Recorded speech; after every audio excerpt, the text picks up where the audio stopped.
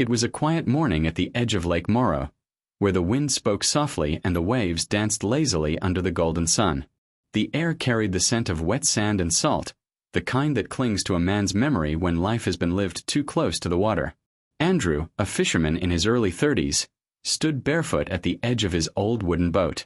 The son of a teacher and a dreamer who once studied marine science, life had dealt him a hand he didn't expect, one that left him alone, poor, yet content with simplicity. He woke every morning before dawn, whispered a short prayer, and pushed his boat into the lake, the same way he'd done for years. He didn't have much, just a heart that never lost hope and hands that still believed in honest work. That morning, the lake seemed unusually calm. No birds, no ripples, just an eerie stillness, like nature itself was holding its breath. But Andrew paid no mind. The lake had moods, and he'd learned to live with them. As he cast his net into the deep far away, another story was unfolding, one he could never have imagined being part of. Miles across the shimmering surface of the water, Catherine Williams, billionaire heiress and CEO of one of the country's biggest fashion empires, stood at the deck of her private yacht. She wore a white silk robe that fluttered against the wind, her face calm but her heart restless. People saw her as powerful, elegant, untouchable. But beneath the diamonds and the fame, she was drowning in loneliness. Her friends were business partners. Her smiles were rehearsed. Her peace had a price tag. That morning she had set out on the lake to escape everything. The meetings, the headlines, the pressure of being Catherine Williams.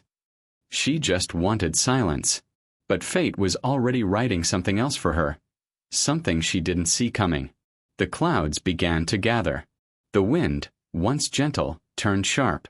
In a matter of minutes, the calm waters twisted into angry waves. Her yacht, small against the storm's rage, swayed violently. Lightning cracked across the sky. Crew members screamed orders. Confusion, panic, chaos. Catherine gripped the railing as a massive wave struck the side of the yacht, throwing her off balance. Then, darkness.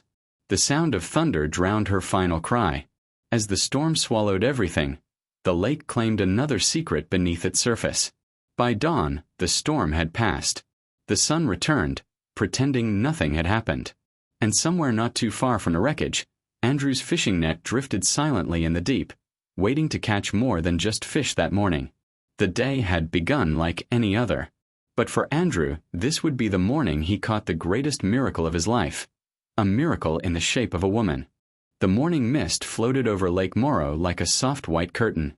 Andrew sat quietly in his wooden boat, humming an old fisherman's tune as the gentle waves rocked beneath him. He had no idea that under that same water, fate was stirring, silently guiding him toward the most unexpected catch of his life. He threw his net once again, a wide arc that sparkled in the light of the rising sun. It hit the surface with a soft splash, spreading ripples that faded into stillness. Andrew waited. The lake was calm now, its silence broken only by the rhythm of his breathing. Minutes passed. Then, suddenly, a pull. A heavy one. Andrew frowned, tightening his grip on the coarse rope. Must be a big catch today, he muttered to himself, leaning backward to haul it in. But as he pulled, the net grew heavier, almost impossibly so. His boat tilted slightly to one side. "What on earth?" he whispered. He struggled, veins standing out in his arms as he dragged the net closer. Fish glimmered through the tangled ropes. Dozens of them, but something else was there, something large, unmoving, pale. When the last of the net surfaced, Andrew froze. Caught in between the fish was the lifeless body of a woman. Her hair tangled with seaweed, her white dress torn and soaked through. For a moment, his mind went blank. The world around him seemed to stop. He blinked hard, his heart pounding in disbelief. What is this? A body. He knelt beside her, trembling. Her skin was cold, her lips pale, yet there was something hauntingly peaceful about her face. He pressed 2 fingers against her neck, searching for a pulse. Nothing. Andrew's breath quickened. He had never seen death up close, not like this. He sat frozen for a heartbeat, torn between fear and instinct. Then something inside him spoke, louder than reason, stronger than doubt. Do something. He laid her flat on the wooden floor of the boat, tilted her head back and began to give CPR, clumsy at first but desperate. He breathed into her lungs, pressed against her chest again and again. Come on, he pleaded softly. A minute passed. Then another. And then a faint cough. Water burst from her lips as she gasped sharply for air. Andrew froze in shock, his eyes wide. She's alive, he whispered. Oh, thank God, she's alive. He quickly covered her with his old fishing coat, steadying her head as she drifted in and out of consciousness. Her voice was faint, just a whisper. Where am I? You're safe, Andrew said softly. You're safe now. She closed her eyes again, too weak to speak. Andrew turned his boat around and began to row toward the shore as fast as his arms would allow. The lake stretched endlessly before him, but all he could see was the fragile life he had just pulled from its depths. Hours later, the boat reached the old dock beside his weathered cabin. He lifted her gently into his arms and carried her inside, laying her on his own bed, the only one he had. The smell of sea salt and rain still clung to her clothes, and as Andrew looked at her, he realized something he couldn't explain. She didn't look like anyone from around here. Her skin, her nails, even the faint perfume that lingered beneath the scent of the lake, everything about her whispered of a different world. He didn't know her name. He didn't know her story. All he knew was that she was alive, and that was enough for him. That night, as rain tapped gently on the tin roof, Andrew sat beside her bed, watching the slow rhythm of her breathing. He didn't know that the woman lying there was one of the most powerful and admired women in the country. He didn't know that the storm had just changed both of their lives forever. And somewhere deep within that calm night, destiny smiled quietly, waiting for morning, when love would begin to take its first breath. The first light of dawn crept gently through the cracked wooden window of Andrew's cabin. Outside, the lake shimmered softly, calm and quiet, as though it was keeping a secret. Inside, the air smelled of salt, wet clothes, and something new. Hope. Catherine lay still on Andrew's bed, her breathing steady now. Her hair, once tangled and heavy from the water, rested neatly on a folded towel. Andrew had stayed awake all night, keeping watch, feeding the fire, changing the wet cloth on her forehead, praying she'd make it through till morning. He had no idea who she was, and truthfully, he didn't care. All he saw was a human life clinging to its last thread, and he couldn't let go. When she stirred for the first time, the sound was faint, a soft groan like a whisper from another world. Andrew leaned forward instantly. Hey, you're safe now, he said quietly, his voice trembling between relief and exhaustion. Her eyelids fluttered open slowly, revealing eyes the color of stormy skies. She blinked, disoriented, her voice weak. Where am I? In my house, Andrew replied. You were found in the lake. I brought you here. Her gaze moved around the room, the wooden walls, the small table with fishing tools, the oil lamp flickering gently. Confusion clouded her eyes. The lake, she whispered. Then fragments began to flash in her mind. The storm, the waves, the crash, the darkness. Her body stiffened as she gasped, remembering. Easy, Andrew said, gently placing a hand on her shoulder. You're safe. Just breathe. She looked at him, then really looked. His hands were rough, his shirt old and stained with salt water, but there was something steady about him, something that made her heart slow down. I owe you my life, she managed to whisper. Andrew shook his head. No one owes me anything. You just rest. He stood and moved toward the corner of the cabin, where he poured warm soup into a small wooden bowl. Try to eat this when you can. You'll feel stronger, he said, placing it gently beside her. As he turned to leave, she called softly. Wait, your name. He paused by the doorway, glancing back with a faint smile. Andrew. Andrew, she repeated quietly, as if tasting the name for the first time. Thank you, Andrew. He nodded once and stepped outside, closing the door behind him. Outside, the sun had fully risen now, casting a golden path across the lake. Andrew stood there for a long while, watching the water, the same water that had taken lives before, but this time had given one back. He couldn't explain it, but something about her presence filled the quiet spaces of his world. He'd lived years without company, without a voice to greet him, without laughter echoing off his walls. But now, for the first time in forever, the silence felt different, alive. Inside the cabin, Catherine sipped a spoonful of soup and stared at the rough wooden ceiling. She tried to remember her last moments, her yacht, her crew, the storm, but everything blurred into darkness.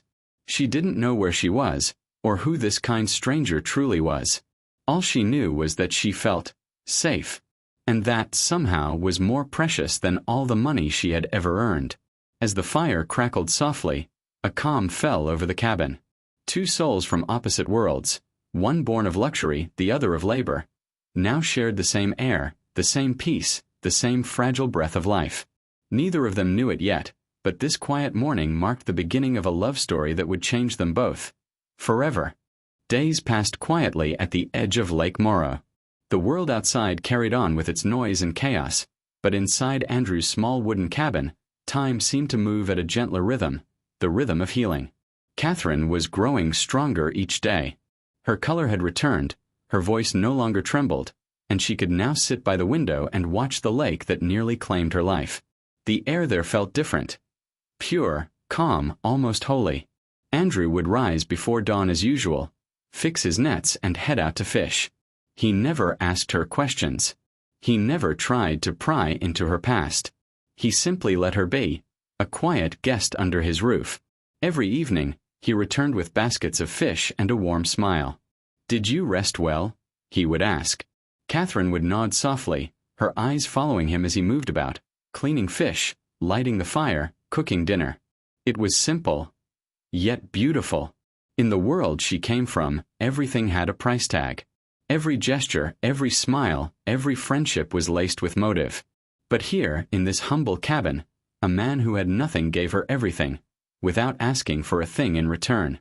One afternoon, as Andrew mended his nets outside, Catherine stepped out for the first time. The breeze touched her hair, and she inhaled deeply. The scent of water lilies and wet soil filled her lungs.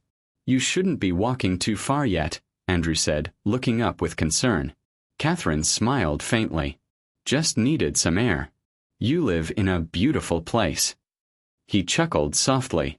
"Most people say it's too quiet here." "Maybe that's what makes it beautiful," she replied. "Silence is a luxury where I come from." Andrew looked at her, curious. "And where's that?" Catherine hesitated, glancing at the horizon. "Somewhere far from peace," she said quietly. Andrew didn't push further. He simply nodded, understanding that some stories were better left untold, at least for now. Later that evening, she watched him by the fire.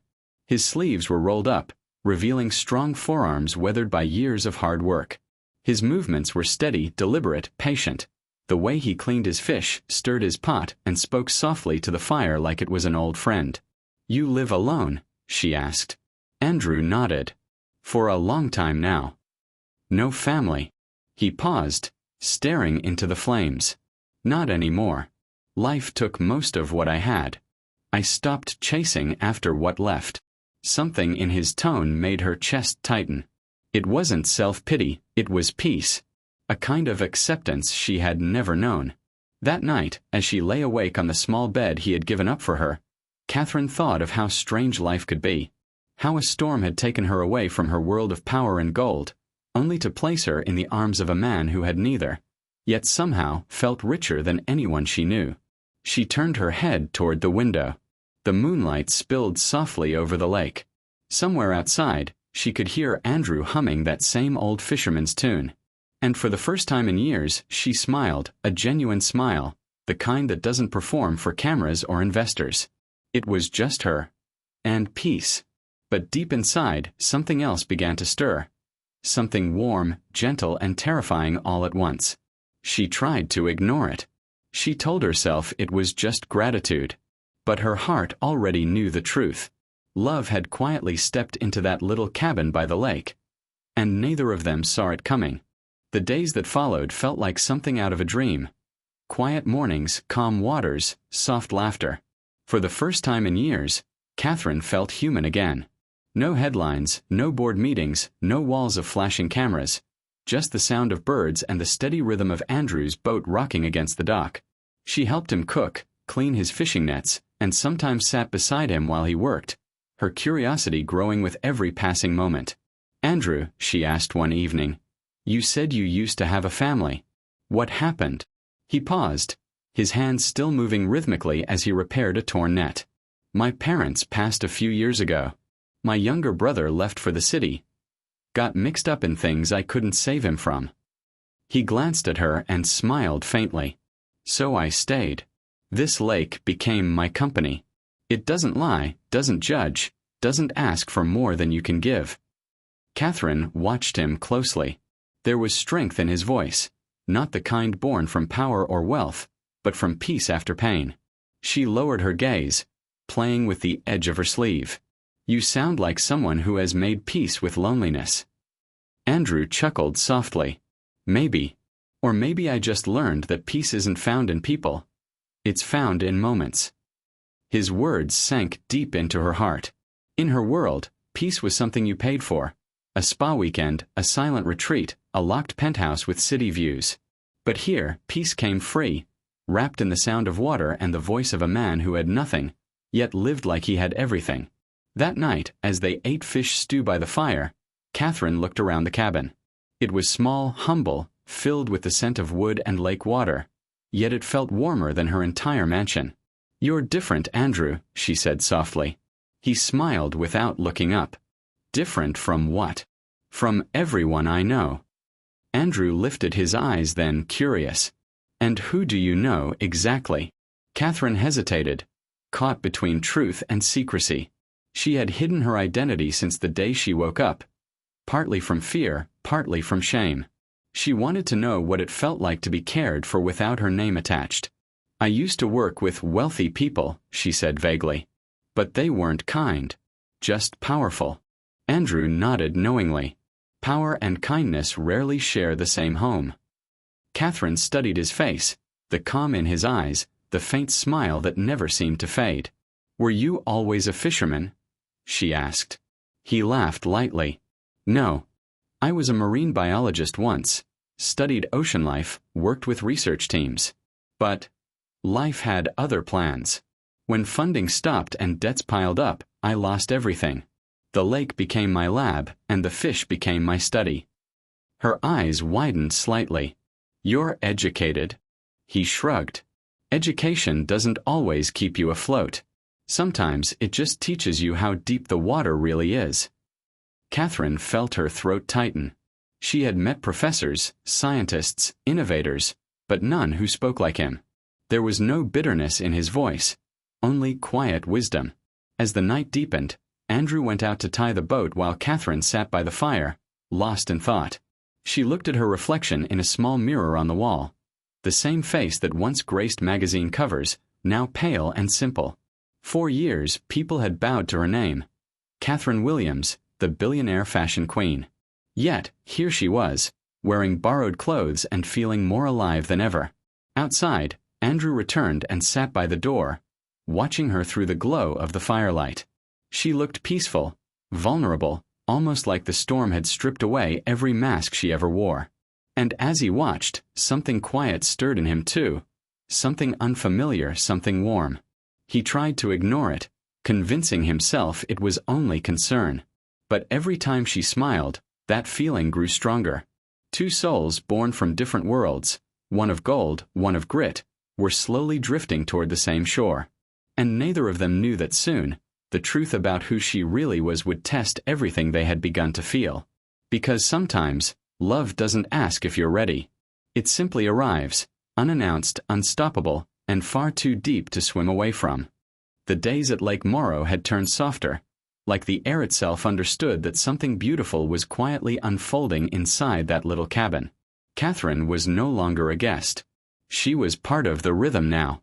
She fetched water from the well, helped clean the fish, and laughed when Andrew teased her about burning the stew. For a woman who once gave orders that shaped industries, it felt strange, yet wonderfully freeing to live so simply. Every evening, they sat by the lake as the sun fell behind the trees, painting the water in gold. Andrew would hum his old fisherman's tune, and Catherine would listen, her heart learning peace one note at a time. One afternoon, as they repaired fishing nets together, Catherine said with a smile, I never thought I'd be doing this in my life. Andrew laughed softly. What, fixing nets? She nodded. Fixing nets, cooking over fire, washing dishes in a bucket. All of it. Back home, I had a full staff who did these things. Now, it feels like I'm finally touching life with my own hands. Andrew glanced at her, smiling. Maybe that's the trick. Life feels richer when you stop hiring people to live it for you. She looked at him then, not as her rescuer, not as a stranger, but as something more. There was warmth in his eyes, a calmness that made her heart slow down. Later that evening, a soft rain began to fall. Andrew lit the fire while Catherine stirred the pot of soup, the crackle of flames filling the silence. Outside, the lake shimmered under the rain, and the wind whispered through the wooden cracks of the cabin. Andrew, she said quietly, do you ever feel like life gives second chances to certain people? He looked up from the fire. Sometimes. But only to those who've learned what to do with them. She smiled faintly. Maybe I'm one of them. He tilted his head. How so? Catherine paused, her eyes distant. Because I spent years surrounded by people who wanted everything from me. My attention, my money, my power. But no one ever asked if I was happy. She turned toward him. You're the first person who saw me, not what I had. For a moment, Andrew didn't speak. Then he said softly, maybe that's because I've seen how quickly things disappear. Money, fame, even people. What's left behind is who you truly are, and that's all I see. Catherine's breath caught slightly. The firelight flickered against his face, outlining the gentleness in his eyes. Something in the air shifted. Quiet but powerful. Neither of them spoke for a while. Then Catherine smiled and whispered, You're not like anyone I've ever met, Andrew. He chuckled.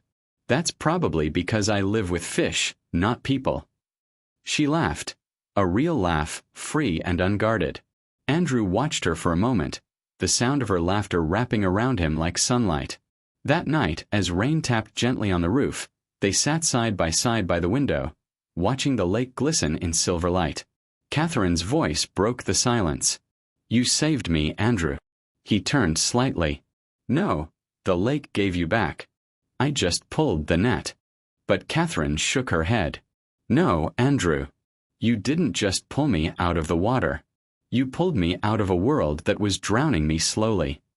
Andrew said nothing, just looked at her. The truth in her voice struck something deep within him. In that quiet moment their eyes met, and the world seemed to pause. There were no riches, no names, no titles. Just two souls broken in different ways, finally finding the missing pieces in each other. The fire crackled softly, and outside, the rain whispered like an old love song. And somewhere between that silence and the sound of falling rain, love found the shore. The morning light broke through the clouds, gentle but uncertain, much like the days that followed. Catherine and Andrew had found a rhythm together, their hearts quietly writing a story that neither dared to name. But the world outside had not forgotten her. For weeks, the headlines screamed across every screen, Billionaire heiress missing after yacht disaster. Catherine Williams feared dead. Search teams combed the lake, helicopters circled the skies, and her empire trembled without its queen. Yet here she was, alive, hidden in plain sight, living a life that felt more real than all her years of luxury. That afternoon, Catherine sat by the water while Andrew worked on his boat. She watched him, his steady hands, the focus in his eyes, the ease with which he existed. And then it hit her. She couldn't hide forever. Andrew, she began softly, there's something I need to tell you. He turned, wiping his hands with a cloth. What is it? She hesitated. Her heart pounded against her chest. The day you found me in the lake. I wasn't just another traveler. She took a deep breath. I'm Catherine Williams. Andrew frowned slightly, not understanding at first. She looked down, almost whispering. The same Catherine Williams they've been searching for. The owner of CW Group, the missing billionaire woman on the news. For a moment, silence filled the air. The wind slowed. Even the waves seemed to hold still. Andrew's expression didn't change right away. He looked at her, eyes searching for truth. Then, quietly, he said, "You mean, all this time you were her?" Catherine nodded, guilt in her eyes. "I didn't know how to tell you. I didn't want to be treated differently. I just wanted to be seen as me." Andrew looked away, running a hand through his hair. "I see."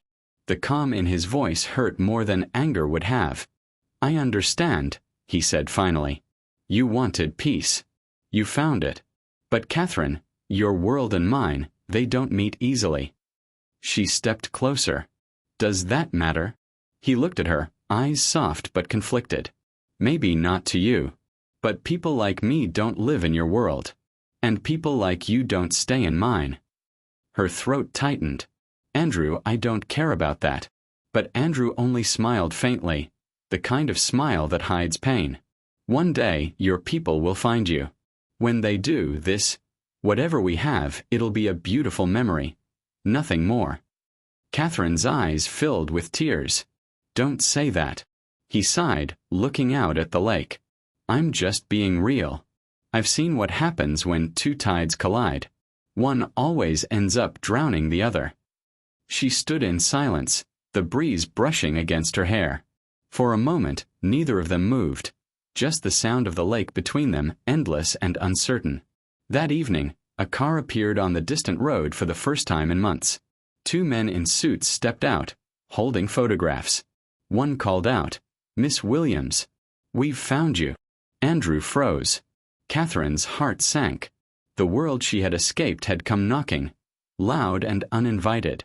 The men rushed toward her, relief on their faces. "Thank God you're alive. The media's gone mad. The company's in chaos. Everyone thought you were gone." Catherine barely heard them. She looked at Andrew, the man who had saved her, cared for her, loved her without knowing her name. Tears filled her eyes. "Andrew," she whispered. He forced a smile. "Go home, Catherine. You have a life waiting." "But what about?" He cut her off gently. "Some people are meant to cross paths, not walk the same road." She tried to speak, but the words caught in her throat. The men guided her to the car, and as it drove away, she looked back one last time. Andrew stood at the dock, still and silent, watching her disappear into the world she had come from, the one he knew he'd never belonged to. The wind blew softly across the lake, carrying with it the echo of something unfinished, something that still lived between them. Love had found the shore, but now it was being pulled back by the tide. Weeks passed. The world moved on, but Andrew didn't. He went back to his fishing, though the lake now felt emptier, quieter. Each morning, when he cast his net, he half hoped to catch something that would bring her back. But all he caught were memories. Memories of laughter, of shared meals, of the sound of her voice calling his name under the moonlight. He tried to forget. He couldn't. Love, once real, doesn't wash away easily. Not even in water. In the city, Catherine's return became a global story. News channels broadcast her survival. Headlines praised her strength, her miraculous rescue, her bravery. But behind the cameras, Catherine's heart was heavy. They celebrated her as a symbol of resilience, yet none of them knew the man who had given her that chance to live. Every time she sat in her penthouse, surrounded by marble walls and city lights, she thought of the little wooden house by the lake, and the man who had nothing, yet gave her everything. One night, unable to bear the silence, she opened her diary and began to write. "He didn't ask who I was. He didn't ask what I owned. He just cared, simply, quietly, completely. And for that, I owe him not just my life, but my heart." A month later, Catherine stood before a boardroom filled with executives. Her voice was firm, confident, but her eyes carried a softer light than before. "Ladies and gentlemen," she began, "I've made a decision that will change this company forever." Her assistant whispered nervously, "Ma'am, the investors." She raised her hand. "This isn't about investors. It's about people who make life possible." She turned to the room. "From today, we are launching the Williams Marine Initiative, a foundation dedicated to supporting local fishermen, coastal communities, and sustainable fish supply networks across America." The board murmured in surprise, "Ma'am, this is unexpected." Catherine smiled faintly. So was the man who saved me. Days later, cameras and reporters gathered at Lake Morrow for the Foundation's first unveiling. New boats gleamed along the docks, bearing the new logo, Hope from the Deep. But amid the excitement, one man stood quietly apart, Andrew. He had received a letter the week before, sealed with a name that made his heart stop. And now she was here. Catherine stepped out of her car, looking radiant, elegant, yet grounded in a way the world had never seen. Her eyes searched until they found him. Andrew stood still, his hands rough, his shirt simple, but his soul was the same as the day she met him. They walked toward each other. The world around them blurred. "You came back," he said softly. "I never really left," she whispered. He smiled faintly. All of this," he said, looking around. "You didn't have to." "I did," she replied. "You gave me a life again. Let me give you one too." He shook his head. "I don't need anything." She stepped closer, eyes glistening. "Then stay by my side. Not because of what I have, but because of what we are." He hesitated, torn between pride and love. Then, slowly, his hand found hers. And for the first time, Catherine didn't feel like a billionaire. She just felt home. That evening, the sun sank behind the lake, painting the sky gold. Reporters packed up their gear, people cheered, and laughter filled the air. But away from the noise, by the same spot where he had once pulled her from the water, Andrew and Catherine stood watching the waves. "Funny," he said quietly. "This lake almost took your life, and somehow gave us both one." She smiled. "Maybe love works like that. It drowns you first, before teaching you how to breathe again." He looked at her, the wind brushing her hair, and in that moment the world felt still again. Peaceful, whole. But fate wasn't done with their story. Because sometimes, when love is real, it's tested twice. A storm was coming again, not from the lake this time, but from the world that never liked a love story that crossed lines. The story of Catherine Williams' return spread like wildfire. The media couldn't get enough of it. The billionaire who vanished and came back a changed woman. But what they didn't understand was the reason behind her change. They didn't know about Andrew, the fisherman who had given her more peace than all her riches combined. And when the truth finally surfaced, the world wasn't kind. Catherine Williams dating a fisherman? Has the heiress lost her mind? Insiders say she's jeopardizing her image. The headlines came sharp and cruel. Her board members whispered in corridors, shareholders threatened to pull out, and the media hounded her every step. At a press conference meant to celebrate her foundation's success, a reporter shouted the question everyone wanted answered. "Miss Williams, is it true that you're romantically involved with a fisherman from Lake Morrow?" The room fell silent. Flashes from cameras blinded her. She could have denied it. She could have smiled and walked away. But Catherine raised her head and said calmly, "Yes. His name is Andrew. And he's the man who saved me, not just from the water, but from a life that wasn't mine." Gasps filled the hall. The crowd erupted in noise. Some called it scandal. Others called it madness. But for the first time, Catherine didn't care what anyone thought. Meanwhile, at the lake, Andrew heard the news over an old radio. He stood there in silence, staring at the horizon, unsure whether to feel proud or afraid for her. He knew what fame could do, how it could twist something pure into a spectacle. That evening, Catherine arrived. No cameras, no guards, just her and the car headlights reflecting on the calm water. Andrew stepped out from the shadows, his eyes soft. "You shouldn't have done that." She smiled faintly. "I was tired of hiding love like it's a crime." He sighed. "The world won't understand." She stepped closer. "Then let's stop trying to make it understand." He looked at her for a long moment, and then, like the tide meeting the shore, he pulled her close. The silence between them said everything words couldn't. The fisherman and the billionaire, two lives the world said could never meet, now stood together, unshaken by its judgment. Months passed. The scandal faded, as scandals always do. People moved on to newer headlines. But Catherine and Andrew built something lasting. The Fishing Foundation grew, creating jobs, feeding families, and transforming forgotten shores into thriving communities. They built a home by the lake. Simple, warm, filled with laughter.